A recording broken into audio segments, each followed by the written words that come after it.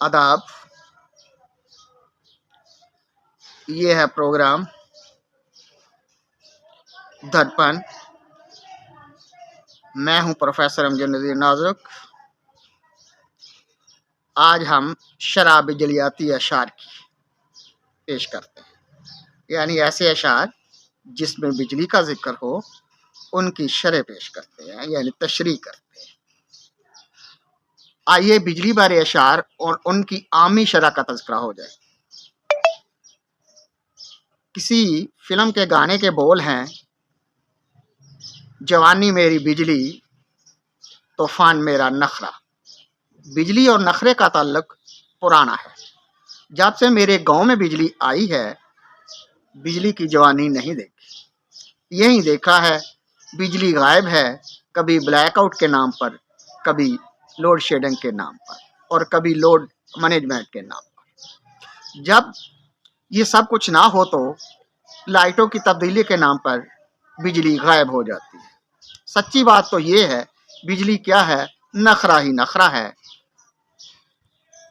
आने का मालूम नहीं, जाने का सबको मालूम है। बिजली कह सकती है, मेरी लगदी किसे न वेखी ते टुटदी नूं जग जानदा। उर्दू अदब में कुदरती बिजली आसानी बिजली का उर्दू अदब में कुदरती बिजली या आसमानी बिजली का तज़किरा जा बजा है। इससे जुड़े अशार उर्दू अदब का सरमाया है।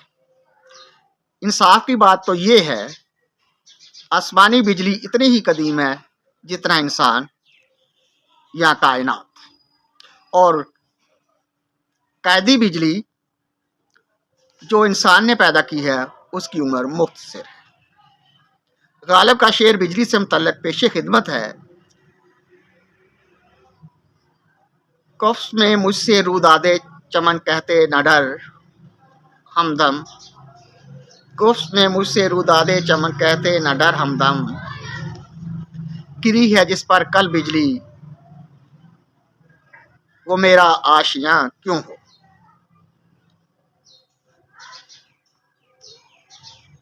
कैसा हुस्न इत्तेफाक है, आसमानी बिजली आशियानों को जलाती है तो मसनूई बिजली भी यही काम करती है। इसकी तबाही के तरीके दो हैं, एक तो शॉर्ट सर्किट हो जाने से आग लगाना और तबाही फैलाना। दूसरा तरीका ये अपनी कदर कीमत को रुपए पैसे की शक्ल में बढ़ाकर करती है। बस बिल इस कदर बढ़ चुके हैं, सार्फिन महाना अशियाए ज़रूरिया का खर्चा बर्दाश्त करने से आजिज़ आते जा रहे हैं, जिनका अंदाज़ा वो खुद लगाते हैं।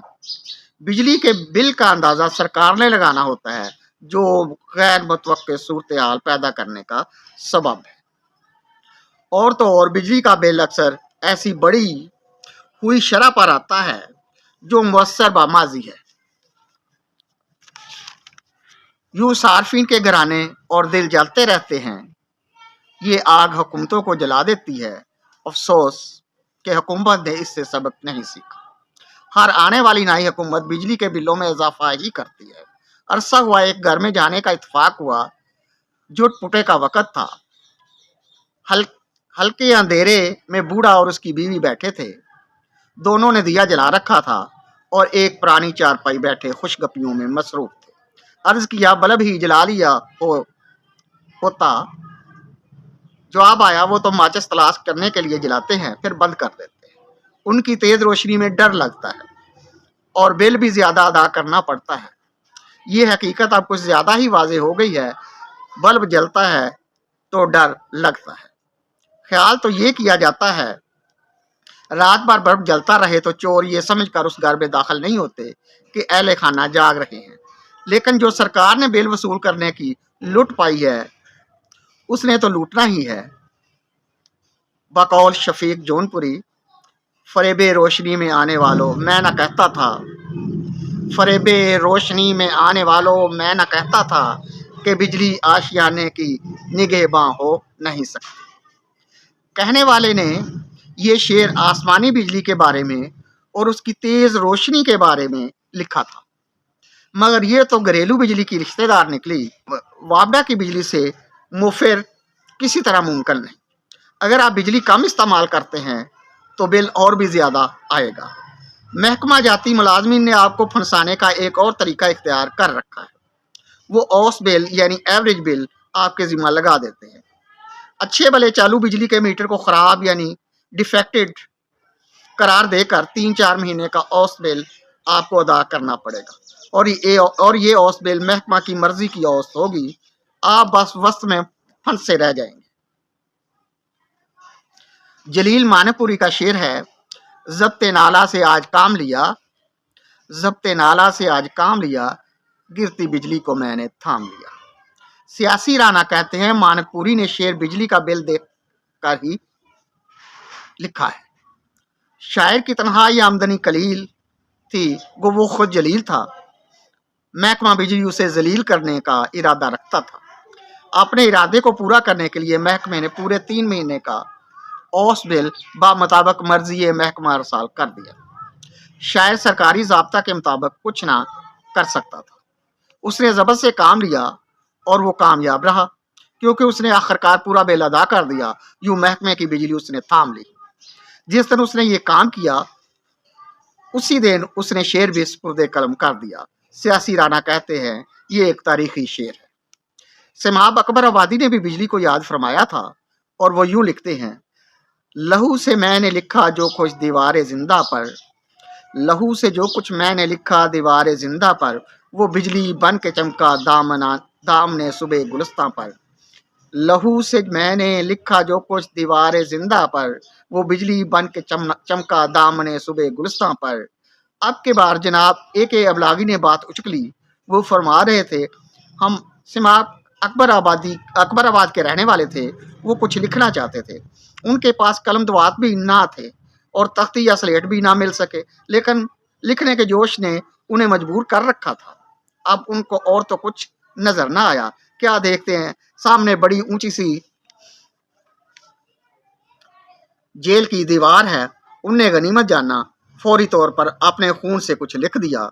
सुबह सवेरे सूरज की रोशनी में वो लिखी तहरीर जो भी थी चमकने लगी। सामने गुलिस्तान था, उसकी चमक से सारा बाग रोशन हो गया। A.K. अबलागी फरमाते हैं, ऐसे शुरा अब नहीं रहे, वरना पहले तो बारिश बरसाने वाले और आग लगवाने वाले मूसीकार भी हुआ करते थे। वो अफसोस कर रहे थे, हाय वो ज़माना ना रहा। फिर खुद ही कहने लगे, ज़ब्ते नाला से काम लेना चाहिए। बस वो रोने ही वाले थे, पेशगी चुप हो गए। अकबर आला आबादी भी किसी से पीछे नहीं रहे।